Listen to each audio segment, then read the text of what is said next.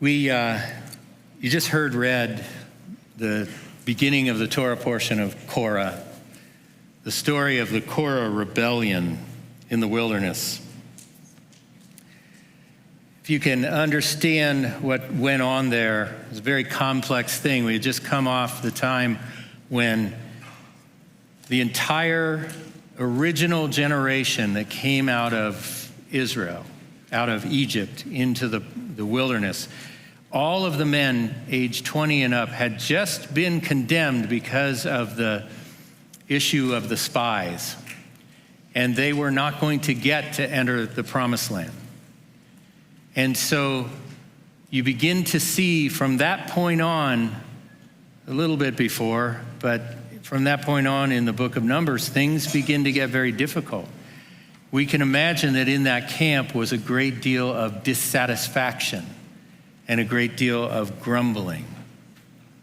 And we see throughout the text that will follow, there's a great deal of grumbling and rebellion and all sorts of things like that, and a great deal of punishment. God punishes those who turn against him. So, it got me to thinking, there's this old saw which circulates in our culture, which goes something like this: the beatings will continue until morale improves.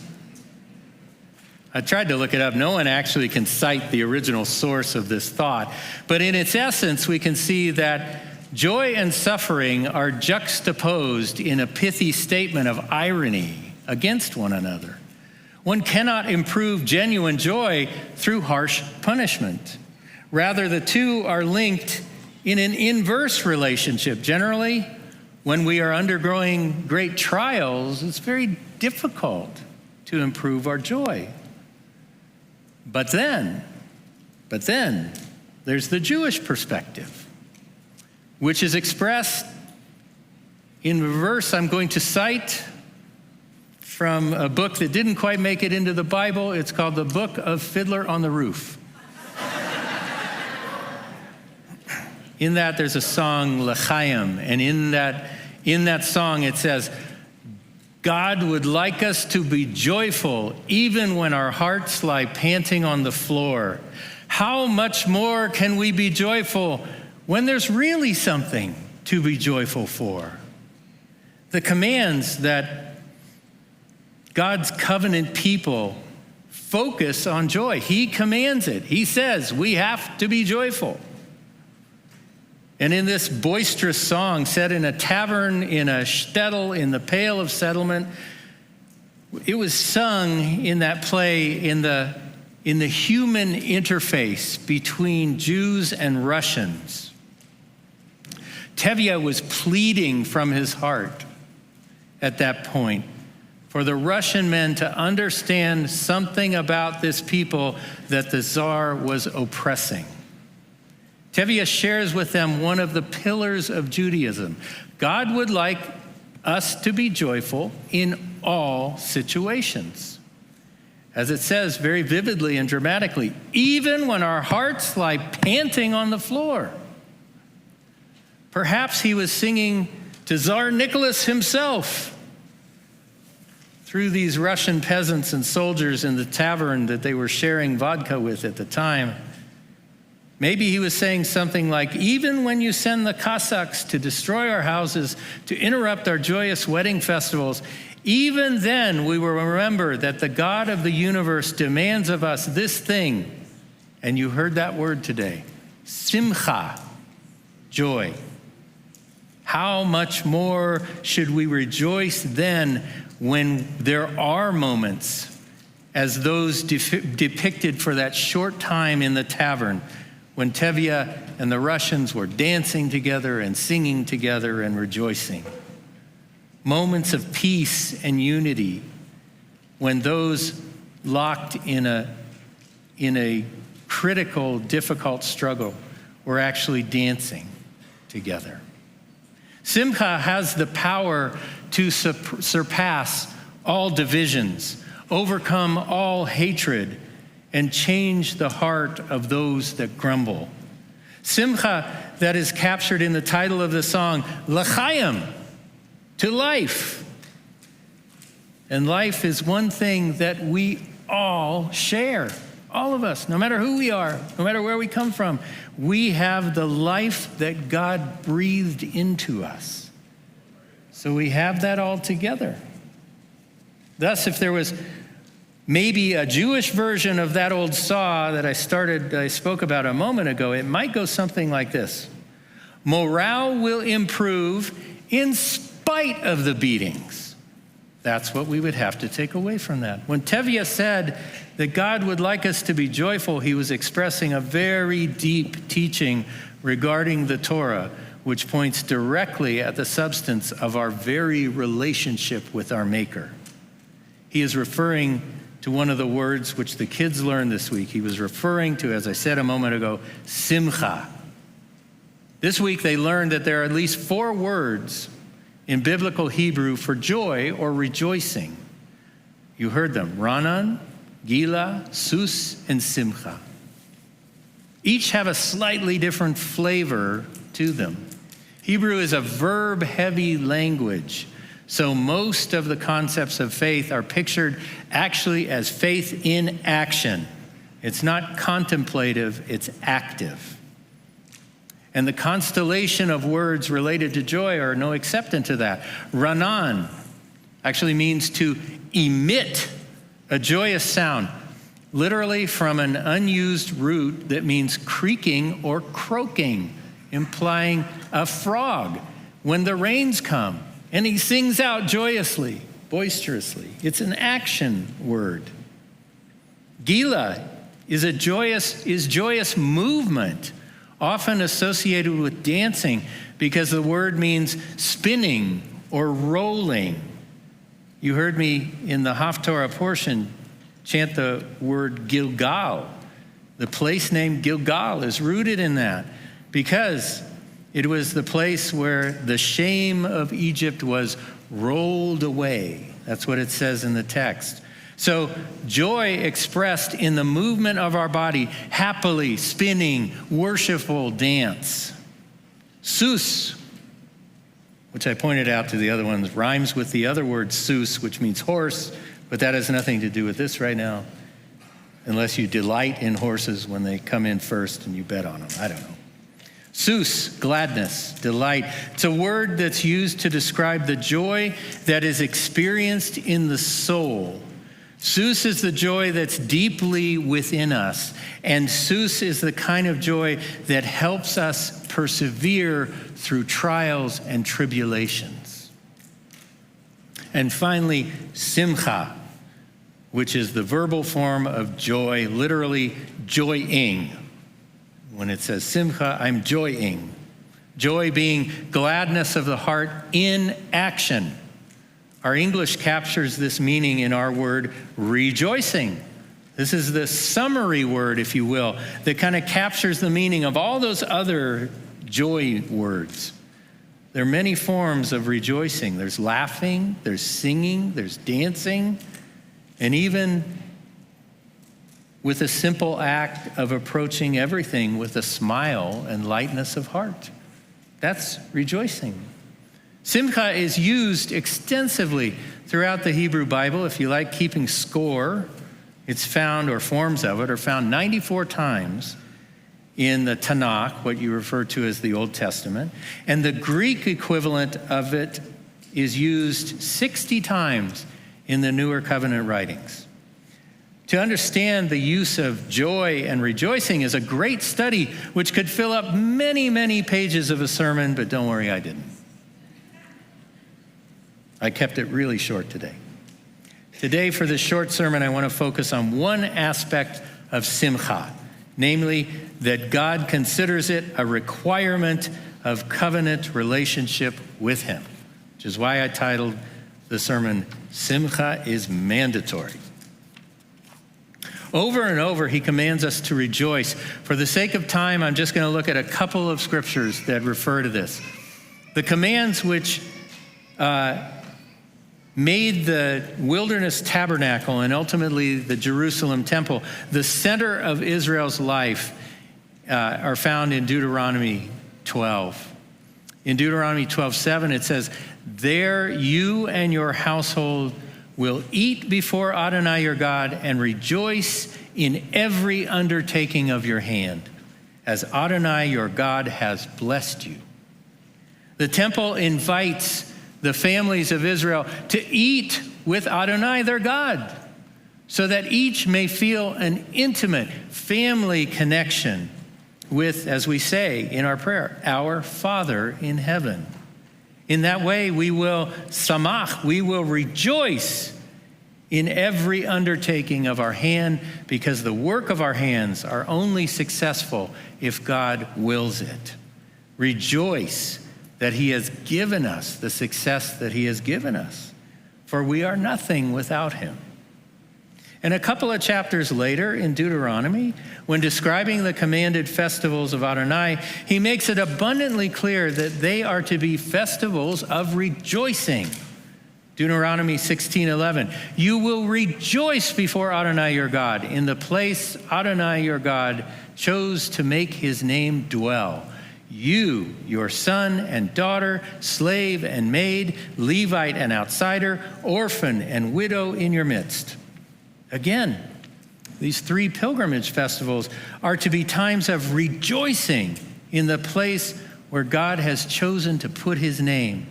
Even now, when much of the world denies this truth, Jerusalem is still the place where, as it is written, he keeps his eyes and his heart continuously.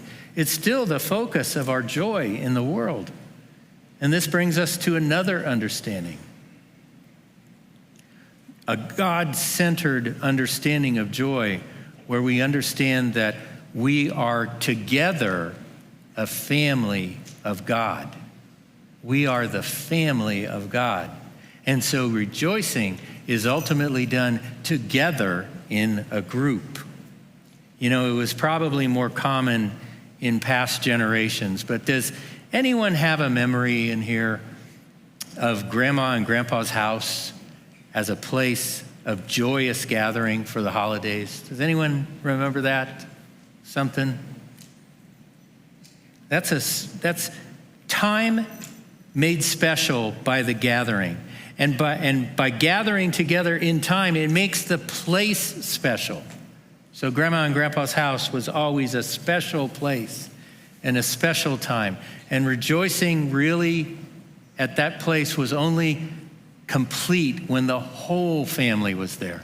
If anyone was missing, it was noticed, and our joy was incomplete. So this brings us to yet another understanding of samach or simcha. True simcha in the family of God can only happen when everyone is here. God rejoices to think of that day in the future when everyone will be here. In the unity of our heart, that's what God rejoices in. That was the central verse of this week's camp from Zephaniah, you know as Zephaniah probably. Zephaniah 3, from which we get our song Roni Roni that you heard. It includes a statement, he will delight over you, he will quiet you with his love, he will gila, rejoicingly spin, that is dance over you for joy with singing. When we are in simcha, we are his delight, and he will joyously spin and sing over us. Hallelujah. What a beautiful future. And we have that beautiful future because he sent his son so that we could share in that. His son gave everything for us so that we would have a share in that world to come when God will sing and dance over us. We should listen to what Yeshua has to say about joy. Yeshua shared with his closest disciples the imagery of being connected to him. It's found in John 15. I read a little bit of it to you. He begins with the analogy of the grapevine and its branches, saying, I am the true vine, and my Father is the gardener. Every branch in me that does not bear fruit, he takes away, and every branch that bears fruit, he trims so that it may bear more fruit. You are already clean because of the word I have spoken to you. Abide in me, and I will abide in you. The branch cannot itself produce fruit unless it abides in the vine. Likewise, you cannot produce fruit unless you abide in me. I am the vine. You are the branches. The one who abides in me and I in him bears much fruit. For apart from me, you can do nothing. If anyone does not abide in me, he is thrown away like a branch and is dried up. Such branches are picked up and thrown into the fire and burned. So the proof is that being connected to Yeshua is the proof of it is the production of spiritual fruit. And you know from Rabbi Shaul, that the world knows as St. Paul or the Apostle Paul, what the fruits of the Spirit are. The first two of those are love and joy. Did you ever notice that? Love and joy, the first two. Thus, it should not surprise us to hear the remainder of Yeshua's teaching in John 15. Just as the Father has loved me, I also have loved you. Abide in my love. If you keep my commandments, you will abide in my love, just as I have kept my Father's commandments and abide in his love. These things I have spoken to you, so that my joy may be in you, and your joy may be complete or full. The love is the power that is beneath our joy. And this particular love is sourced in the Father in heaven. Love flows through the true vine of Yeshua and into us, the branches. With the love flowing like this, then the Simcha of Yeshua is in us, and by that then our Simcha is made full, filled full. In other words, brought to its fullest expression. And with full Simcha then, we're ready for Yeshua's commandments, which he calls new, but which was actually quite old. Verse 12, this is my commandment, that you love one another, just as I have loved you. No one has greater love than this, that he lay down his life for his friends. You are my friends if you do what I command you. It is this love, this sacrificial love that he gave us. It is this love that is the foundation of our joy. Yeshua challenges us with this. He says in this section that we are to prove that we are his disciples. Just as the Father has loved me, I have loved you. Abide in my love. Love is the sap which flows from the Father in heaven through the vine to us, the branches. It's the source of life and the source of our abundance. This love, he says, will cause us to keep his commandments. This is our calling. This is our commandment. This is to be the outworking of the Holy Spirit within us, that we love one another. He called it a new commandment, but you said it just a little bit ago, right? After the ve'ahavta. Ve'ahavta larecha kamocha. Love your neighbor as yourself. Anything else, and we fall short of God's expectations. So this week we were privileged in camp to see this in action. This beautiful house filled all throughout the week. You should have been here to hear it. It filled throughout the week with the joyous sounds of Yeshua's children. These beautiful kids over here on this end. They were laughing and they were singing and they were dancing and they were together. They were loving one another. They were showing each other that love and thereby showing us that love. You see, because Simcha is not a solo act. Simcha is kind of love is supposed to permeate the entire body of Messiah, no matter what branch of it you are on. The entire body of Messiah is made of many branches, but we are all together, connected in Yeshua. So we need to put aside our divisions. We need to look at our commonality and remember that if you're in Yeshua, he abides in you and you in him. And that's repeated for everyone. So there should be no division. There should just be rejoicing, because this kind of Simcha permeates the body of Messiah, just as we saw this week as it flowed through and permeated all these wonderful children that we were with. And I'm very grateful for that.